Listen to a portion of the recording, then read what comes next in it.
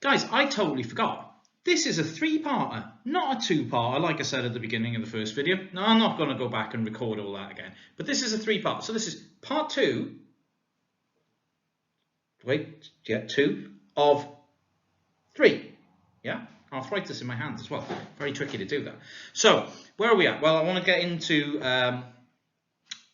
post Charles II and Charles II's reign. What happened to the newspaper industry? Well, actually, you see the emergence of really the first discernible newspaper at this point in time, the London Gazette, which claims to be the first English newspaper. It was first published in November 1665 as the Oxford Gazette.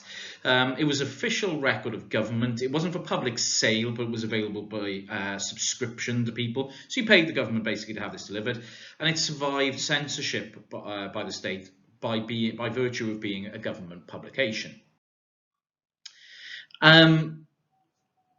Following the demise of another royal house and the overthrow of the Catholic King James II of England in favour of his Protestant daughter Mary and her husband William of Orange, this was very important in terms of the December 1689 Act, the Bill of Rights, the first real encoding of rights for citizens in the United Kingdom, which laid out absolute limits of Crown power and the power of Parliament. So this squabble that had been going on between Parliament and royalty for nigh on it's 80 years at this point, starts to draw to a close with the publication of the Bill of Rights.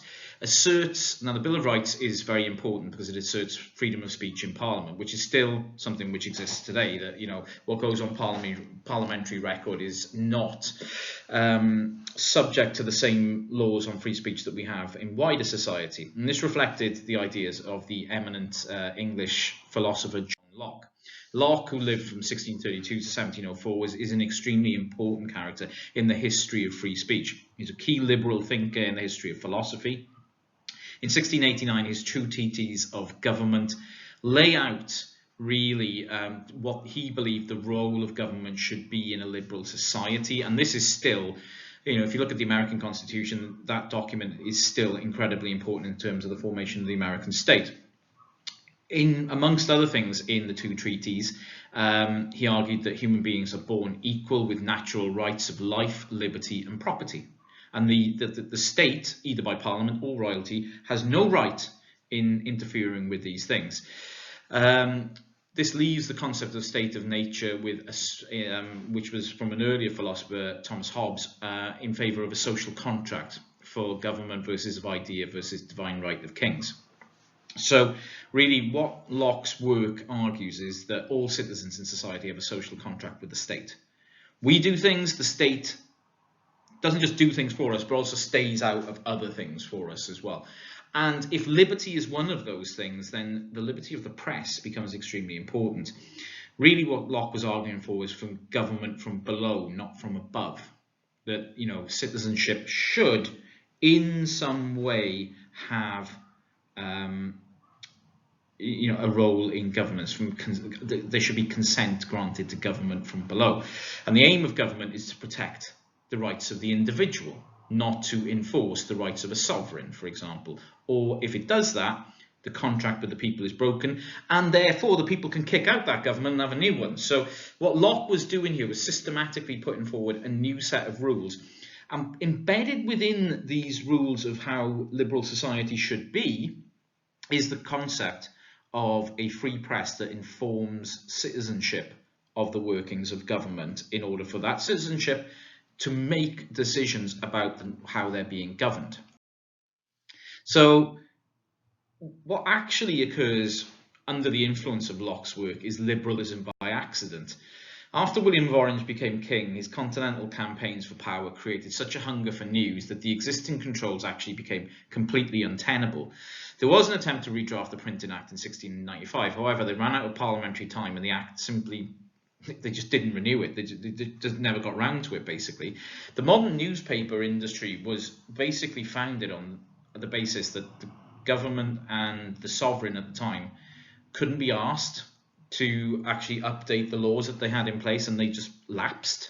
And therefore, freedom of the press, although deeply influenced by the works of Locke, it actually came about legally, kind of by accident. And following the expiry of these rules, you see an explosion in the growth of newspapers. So in 1695, the publication of the Flying Post occurs. In June and October of 1695, you get the Postboy and the Postman. I'd love a newspaper to be called the Postboy, because I used to play that game when I was a kid. It was like this crappy Nintendo game where you just rode a bike and like chuck papers, and sometimes you hit a dog and things. It was crazy stuff. These were tri-weekly papers. So they weren't published every day, but they were published more than once a week. And very quickly, within 10 years, combined circulation of these papers of 44,000 copies. Sorry, just want to go back a second. Made a mistake there. Tri-weekly meant they come out every 3 weeks. It was still a... Sorry about that. Yeah, I'm getting my timelines a little confused here. So the tri-weekly paper really... almost like a digest at this point of things that had happened in that period of time. Now, as you can already anticipate, okay, so there's a lot of demand by, within 10 years, you're getting 44,000 copies of these 3 papers being sold every 3 weeks. But there's more, there is already pent-up demand for more news delivered in a more timely fashion than these publications were giving out. So the first daily newspaper begins in 1702, based in Fleet Street, and only really distributed very closely around in London, because you don't have a distribution network at that point in time in order to get the newspaper around anywhere further. You might think, okay, why was that? And well, there was no such thing as the railway or anything by that point in time. The only way you could travel was by horse, and you weren't going to travel by horse to give news about London to like Swansea or somewhere like that. So, the first daily newspaper, the Daily Courant, single sheet, mainly translated from foreign publications. So you still got this influence of foreign news and desire to know about foreign news. Single sheet newspaper, one piece of paper. I mean, growth starts to happen exponentially when you see the first newspaper emerge, and this really would be what we understand as newspaper, right? Published daily and so on. So by 1760, there were actually 89 newspapers in London alone. So within 60 years, you go from 1 to 89. And you start to see these ideas being copied elsewhere as well. So there starts to be a growth in provincial press. By 1714, there were 32 provincial papers. There were 50 by 1782. So not the same impact as in London, but then London is much, even in those times, London was much bigger than anywhere else in the UK. 7.3 million papers bought in the year 1750. 12.6 million bought by 1775.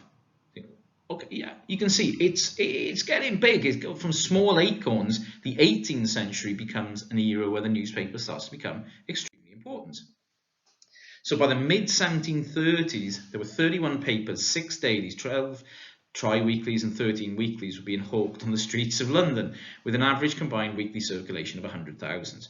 And with weekly circulation, what you can consider is a lot of these would be purchased by a person who would take them to a household where everyone would read them, or they'd be purchased by businesses where people would come in and read them. So you could have salons or cafes or something like that, or bars even, where people would read newspapers in them where they hadn't necessarily purchased that newspaper. So the actual reading figures would be much higher.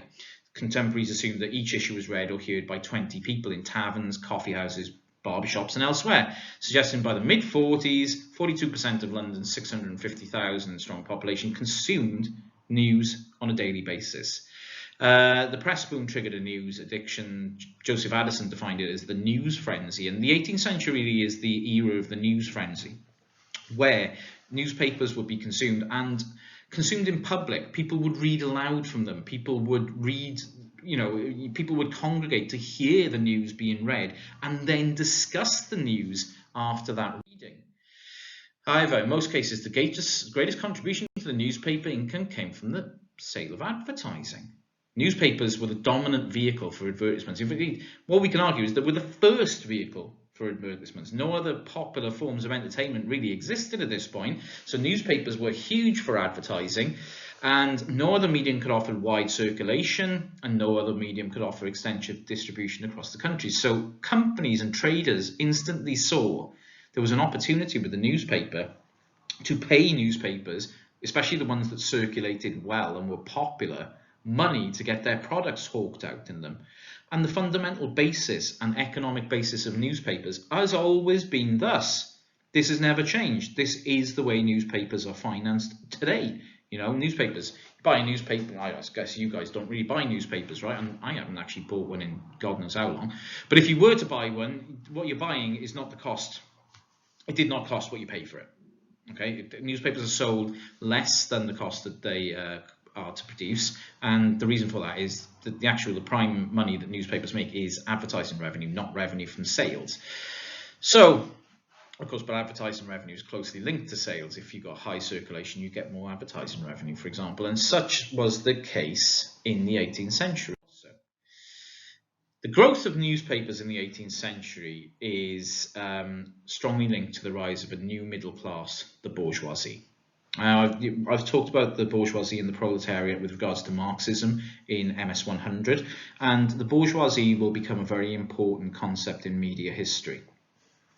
Bourgeoisie obviously are linked with industry, commerce and markets and professions. The bourgeoisie, the owners of the means of production in a society, factory owners, right? You know, capitalists, etc. Now, at this time in the 18th century, traditionally and up to this point, power is held by the aristocracy, and they had a fear of this rapidly emerging middle class, you know, who had lots of money to even outspend the aristocracy on things, but had no political power of their own because they weren't members of the aristocracy. And what the bourgeoisie successfully started to do was use newspapers as a form of representation in society to argue for more political power for that class of people. So you've got rising economic and social influence of these people, but no parliamentary representation, either in terms of people sitting in parliament or people voting for parliament. So the bourgeoisie as a class establish and bought papers and used them to argue for their own political interests. And what you start to see now is the emergence of both a political press and a radical press as well. The radical press will come slightly later. The control of press was there to control their aspirations for political participation in the country. So with the rise of newspapers, you see the emergence properly in terms of political ideas of a new class of people. You start to see the emergence of what we call the bourgeois public sphere. This is outlined by Jürgen Habermas, and I might note Habermas there. You know, I haven't put the age of his death because he's not dead. He's still alive. He is 91 years old. He's still on tally in Germany. He's amazing. The structural transformation of the public sphere. Now, what he's not amazing at is writing, and someday some of you are going to have to read that book. Good luck with that.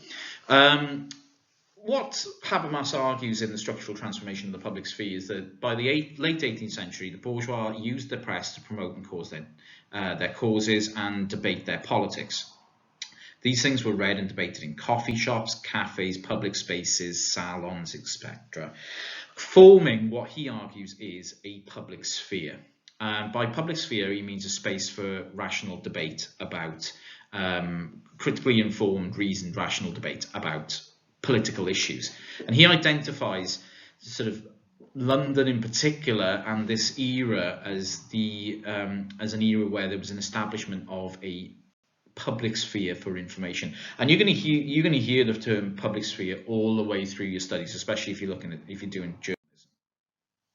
How could we picture it? Public sphere might be something like this. You know, people gathered together in a coffee house, reading papers, debating what is going on in these things, having reasoned debate based on knowledge, but pushing forward ideas which were contrary to the political structures that existed in the late 18th century in England.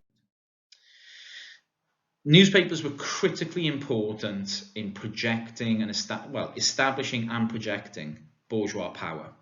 These were people who didn't have access to power in terms of parliament, but their newspapers agitated for political reform and their class interests, not the class interests of the proletariat. Screw those guys. It's all about the bourgeoisie. To promoting liberal Enlightenment ideas of free, rational, open debate and criticism of things, for the purpose of being allowed to open up the systems of power. Bourgeois interests were promoted by a range of newspapers: the Leeds Mercury, the Times, established in 1785 and still with us, the Observer, established in 1791 and still with us. The Manchester Guardian, now just the Guardian, established in 1821. These all started as bourgeoisie newspapers designed to push forward political agendas that emerged from this class of people. What the concurrent result of the bourgeoisie becoming involved in this is the establishment of what we call the Fourth Estate. The press becomes the Fourth Estate. After the three medieval estates of the realm, nobility, clergy, and commoners, the press becomes something which stands outside of these existing power structures, standing between people and power and holding power to account, with the express purpose of enrolling a newly formed class of individuals based on ownership into power structures of a country. We will move on to more radical press in the 19th century in the third video of this week. Yes, see you in a bit.